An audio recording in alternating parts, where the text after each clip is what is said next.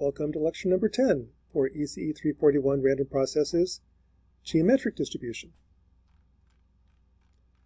Now, a geometric distribution is the number of Bernoulli trials until you get a success. For example, if I have a 6-sided die, I keep rolling it until I get a 1. The number of rolls it takes to get a 1 is a geometric distribution. It's the number of times I do the dishes until somebody notices. Number of car trips you take until something fails. Number of days you make a mistake until your boss notices. Things like that. Those are all geometric distributions. Now, unlike a uniform distribution, this is an infinite series. This goes out to infinity. And this typically a geometric distribution looks like this.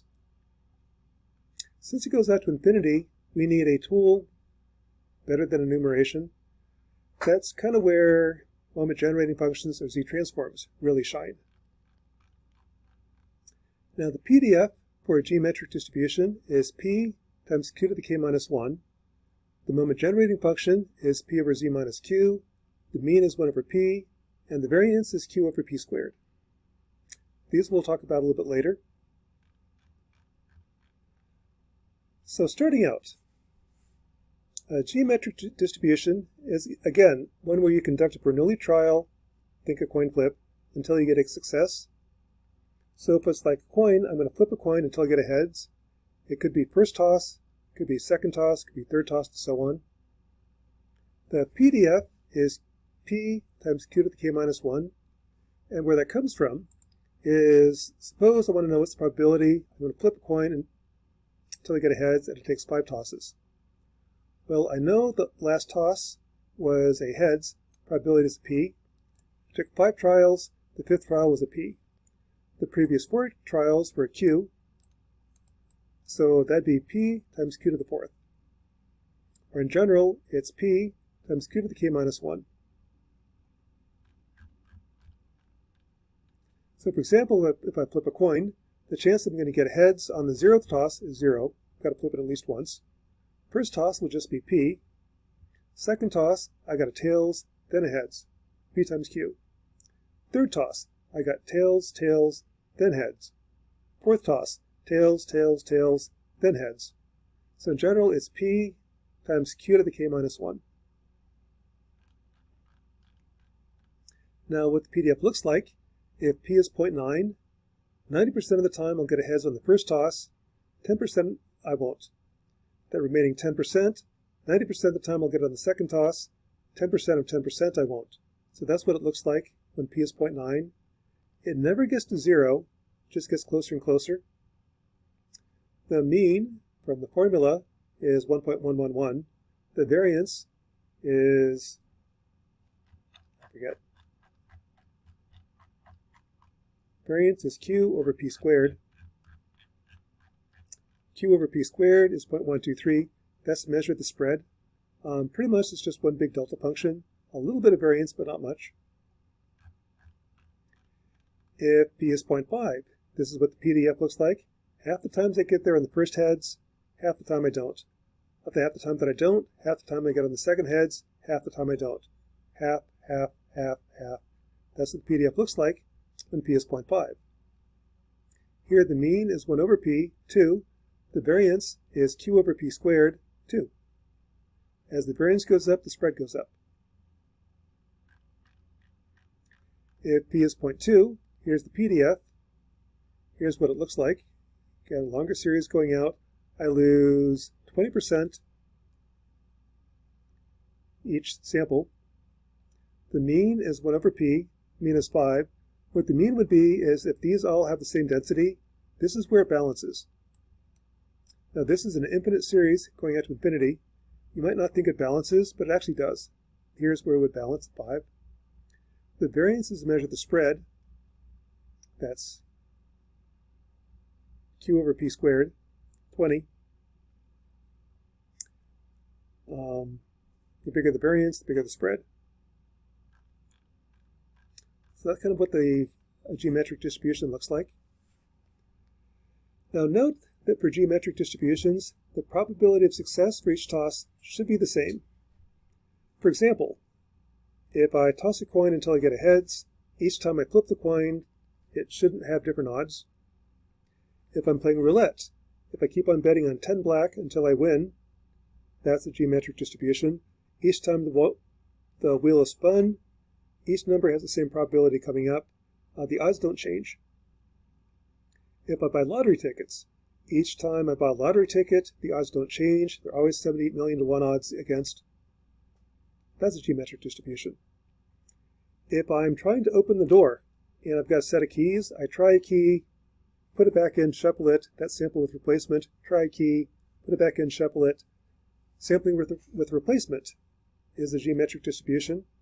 In theory, could go out to infinity. That's different than sampling without replacement. If I have 5 keys, it's not going to take me more than 5 tries to get the right key.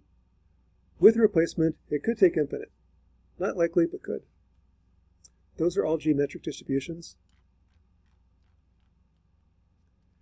Now, we've talked about before the mean and variance for different geometric distributions. There's a couple ways to calculate that. The definition of the mean is the sum of k times the probability of each one. Here's the probability for a geometric distribution. If I do that, that's going to be p times 1 plus q plus 2q squared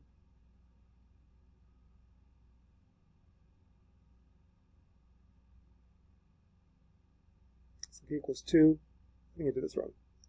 3q cubed, 4q to the 4th. That's the average. That's an infinite series. I'm not quite sure what that converges to. The variance is how far is k from the mean squared times this probability. There's probability of each number.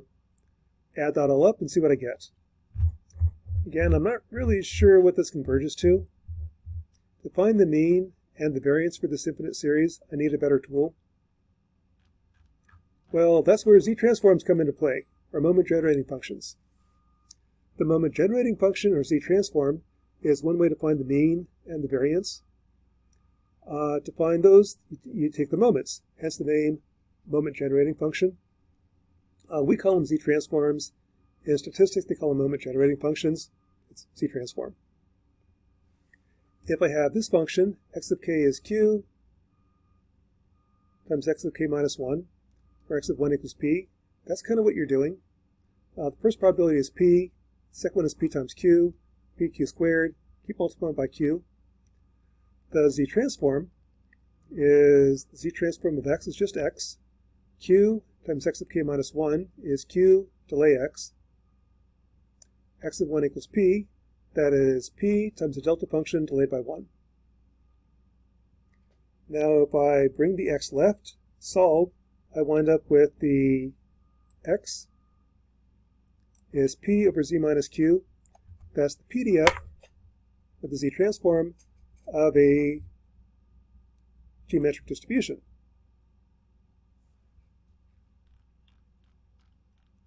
Now the moments there are useful for generating means, standard deviations, and so on. The 0th moment is the z-transform analyzed as z equals 1. In statistics, that has to be 1. The 0th moment is the total probability. Probabilities have to add to 1.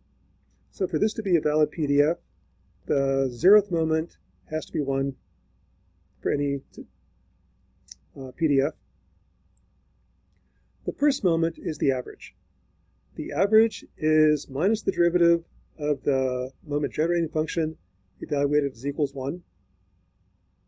The second moment is the second derivative of the moment-generating function as equals 1. You get the third moment, fourth moment, and so on.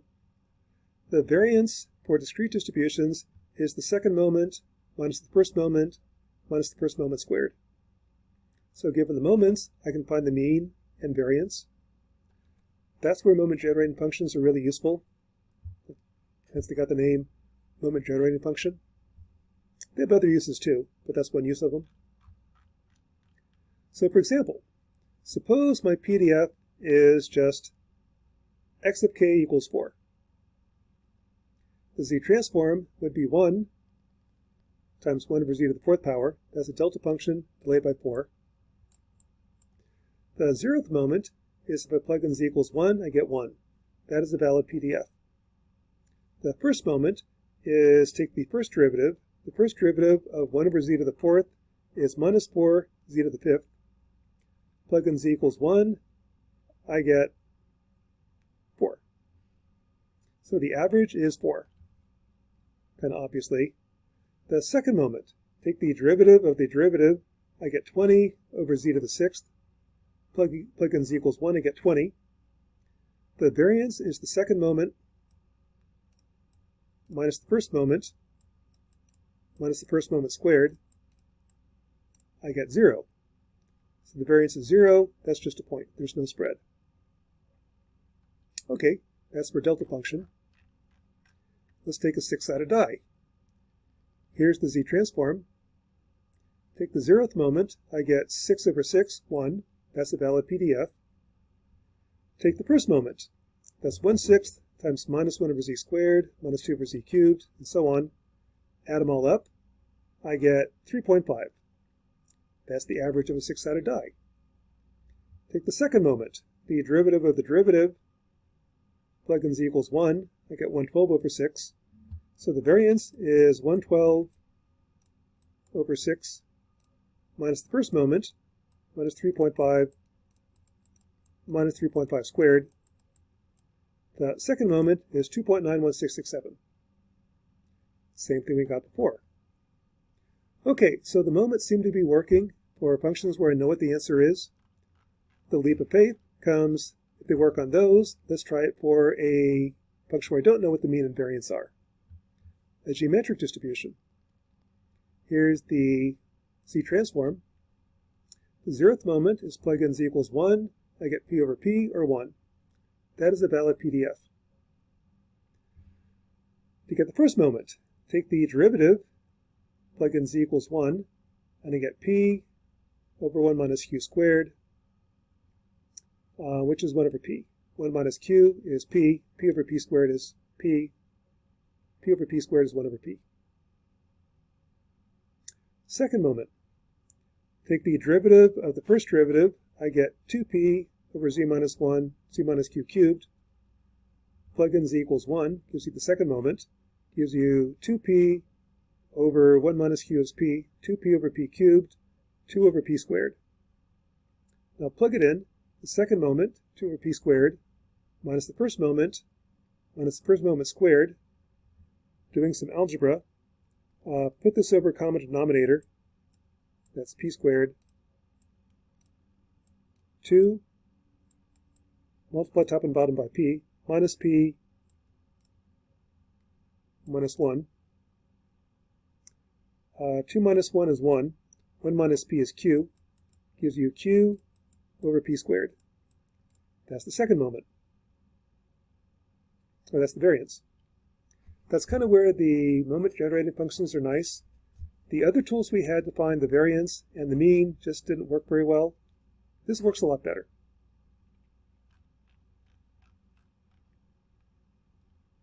So let's try that.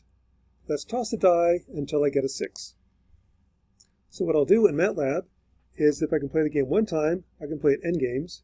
For one time, I'm going to start with 1. I'm going to keep on going until as long as random number is bigger than 1/6. So 1 in 6 chance of getting the right answer, getting a 6, 5 in 6 chance of not. If it's not, I keep on rolling, keep on increasing n, keep going until I roll a 6. Rand is greater than, keep going until rand is less than 1/6. When I quit, record what n is, repeat 100,000 times. When I am done,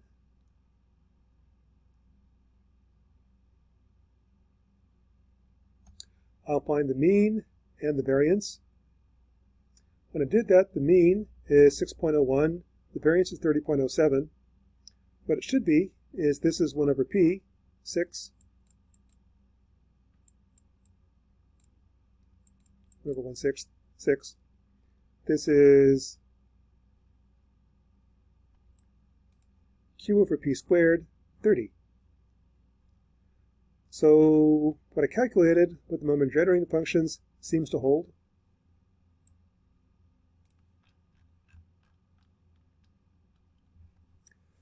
So the PDF looks like this. Now to find the CDF, I integrate. One way to integrate is just add up all the terms to the left of that number. When I do that, here's the CDF, and this is a discrete event. Probability the numbers are less than 0 is 0 at 1. There's 1/6, another 6, and so on. That's what the CDF looks like. That's one way to calculate it. The CDF actually is more useful than the PDF for generating random numbers. One way to generate n is throw that in a while loop. This can take a long time. If p is really small, I'm going to be looping many times, maybe thousands of times, to get the answer. That's one way to do it. A better way, at least numerically, is to calculate what x is. So I'm going to generate a random number between 0 and 1, come over, find out where that hits the CDF, and that's what x is.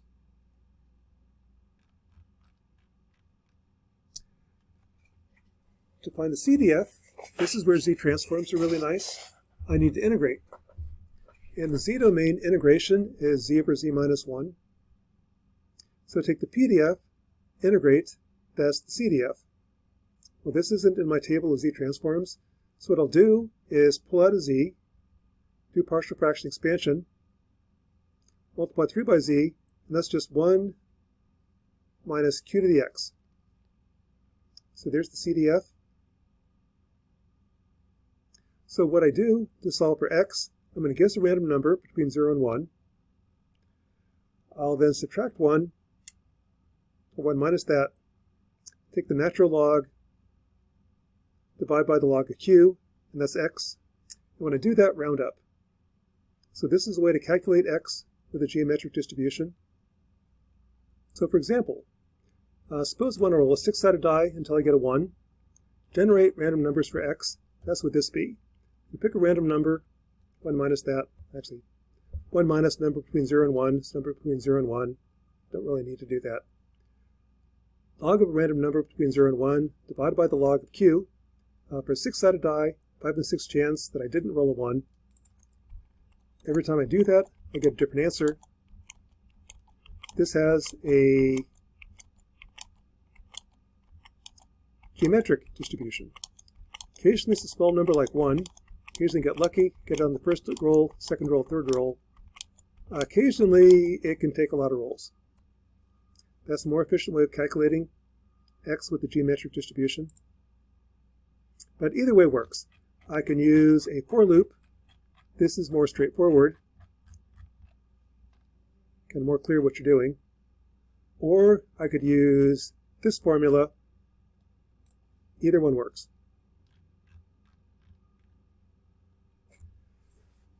So with an exponential distribution, let's consider a game. Suppose I'm going to play a game of dice. It costs $10 to play the game. I'm going to roll until I get a 1.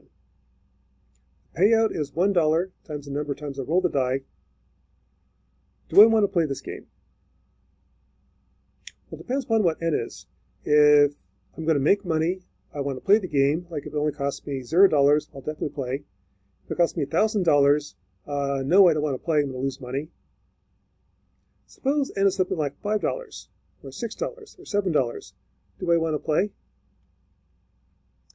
Well, that's where the mean is important. The mean tells you the expected return. If the expected return is positive, it's a good deal. I should play the game. If it's negative, I should keep away from this game. So for example, if p is 1/6, the average return is $6. If the expected return is positive, meaning I get more money back than I put in, that's a good game to play. I want to play it. If, on the other hand, it costs me more to play the game than I get back, that's a negative expected return. I do not want to play that game. So let's try it. Let's go into MATLAB. And here's the game.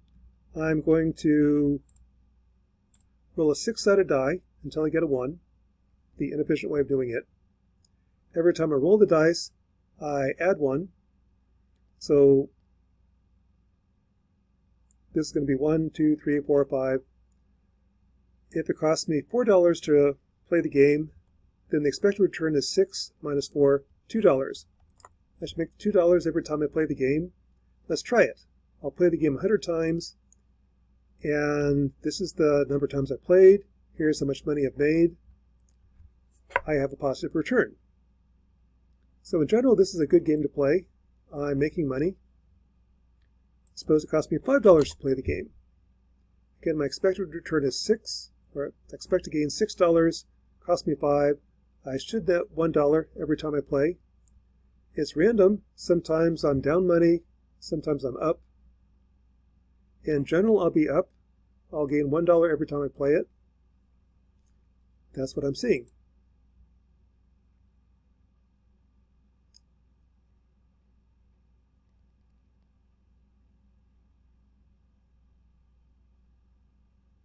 Suppose it costs 6. That's break even. I shouldn't be gaining money. I shouldn't be losing money. That's actually fair game. You don't get games like this in Vegas very often. But this kind of says, kind of neutral. I shouldn't be gaining money. I shouldn't be losing money. Here I'm down a little bit. That was just chance. Try it again.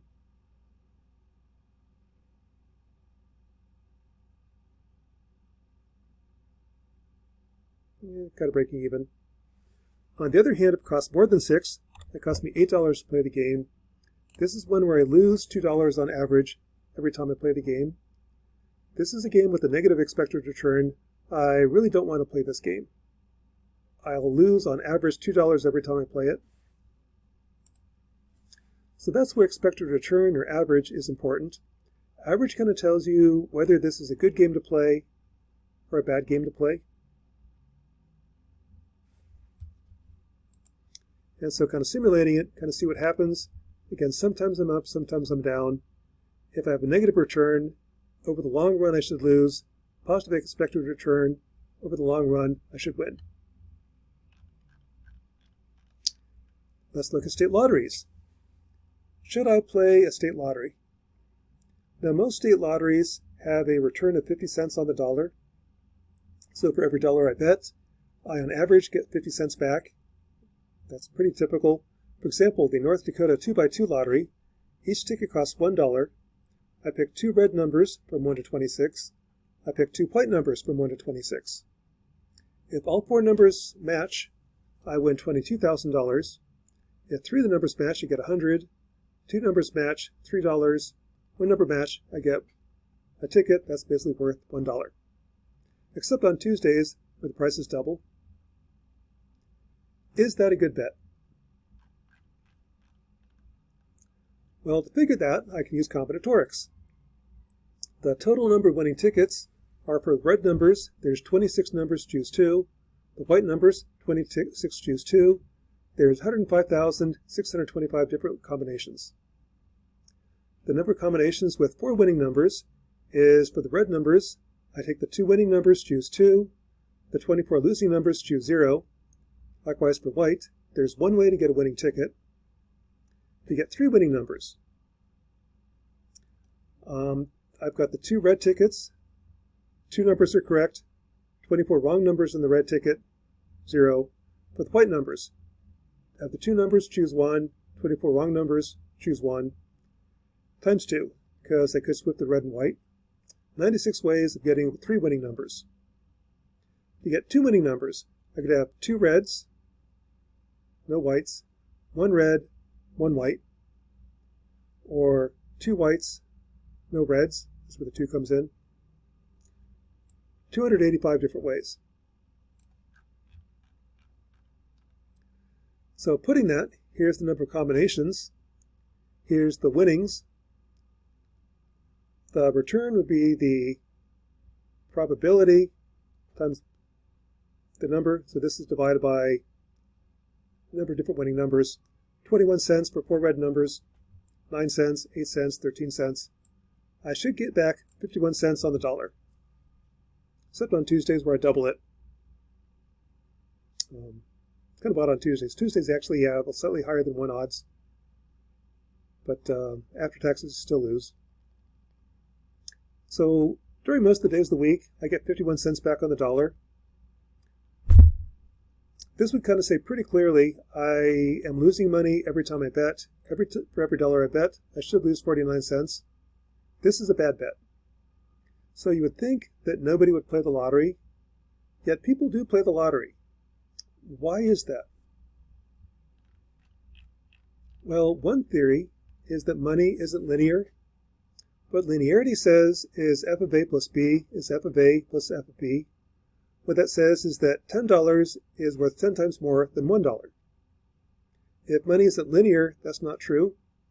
For example, if you're poor, losing $1 on the lottery isn't going to change your life, but winning $22,000 could change your life.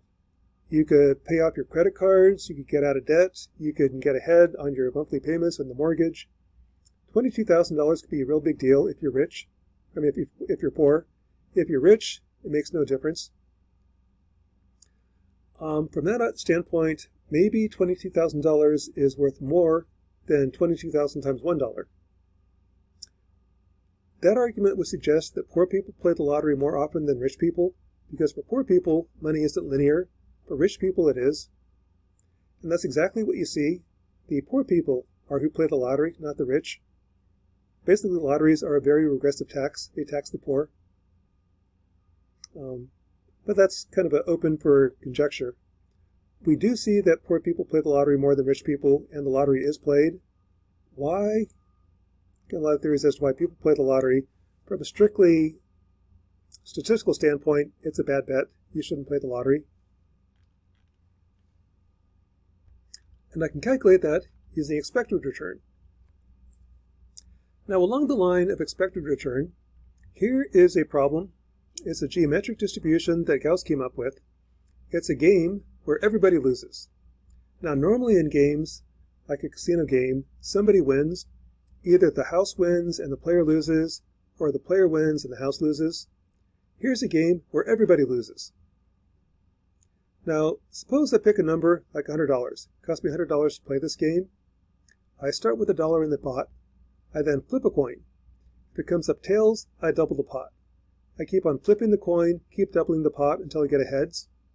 When I get a heads, the game's over, I collect the winnings. Should you play that game? Well, let's calculate the expected return.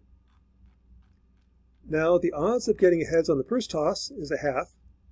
The payout is 1, so the winnings is a half times 1, a half. On the second toss, it's a half of a half, 1/4. The pot doubled, so 4 times 2 is a half. On the third toss, it's a half of a 4th, 1/8. The pot doubles, winnings are a half, and so on and so on. So the total winnings are the sum of all these. A half plus a half plus a half plus a half plus a half, going out to infinity, is infinity. So my expected winnings are infinity minus the amount of money it costs to play the game, like 100. So I'm kind of excited to play this game. My expected winnings are infinite. So let's try it. Let's go into MATLAB and try this wondrous game.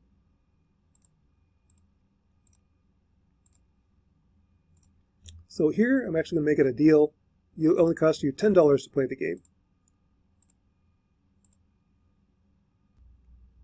We start with $0 in my bank account, so positive numbers I'm winning, negative I'm losing. Play the game 100 times. For each game, the pot starts with $1. I keep on flipping the coin. Half the time I keep on flipping and I double the pot. Half the time I kick out. When I kick out, the winnings are the pot minus $10. My expected winnings are infinite. Let's try it. So here's my game. After 30 games, I'm down $200. 50 games, down $300. 100 games, I'm down $500. Not that exciting. Try it again. After 60 games, I'm down $400. 100 games, I'm down $600. All right, let's try it again. Ooh, I'm up money. I'm up 30. down 70, down 100, down 300. Let's try it again. Up 150, down 70. I am not up infinite dollars. I keep on losing. So from a player standpoint, this is a really lousy game. Every time I play it, I lose money. So as a player, I really don't want to play this game. As a casino, the expected winnings are infinity. I really do not want to offer this game. So this is why it's called Gauss's dilemma. Here is a game of chance, a casino game, where everybody loses. The casino loses, and almost every player loses. Kind of an oddity. Kind of what's happening is there's a chance someone's going to flip a coin 50 times in a row, make a gobs amount of money. Not very likely, but the amount they win is so much, it'll bankrupt the casino. So almost everybody, like 99.999% of the people, will lose. Plus, the casino cares about the long-term trend. The casino also loses. Here's a game where everybody loses. Practically everybody loses. That's Gauss's dilemma.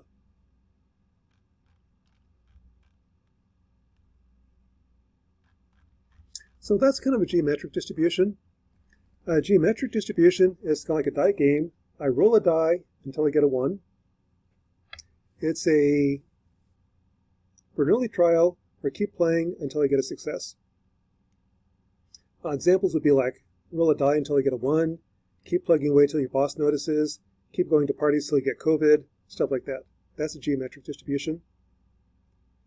This is where the moment generating function, or z-transform, really shines. With it, I can find the mean and the variance. The CDF is useful for converting probabilities to a number, especially with geometric distributions. This could be, in theory, going out to infinity. It takes a long time to calculate, versus if I use the CDF, I just grind out one number and get the answer directly. And finally, expected returns are useful when deciding whether or not to play a game. If you have a positive expected return, it's a good game to play. A negative expected return, you're going to lose money. Casinos pretty much all have negative expected returns. Depends upon where you go.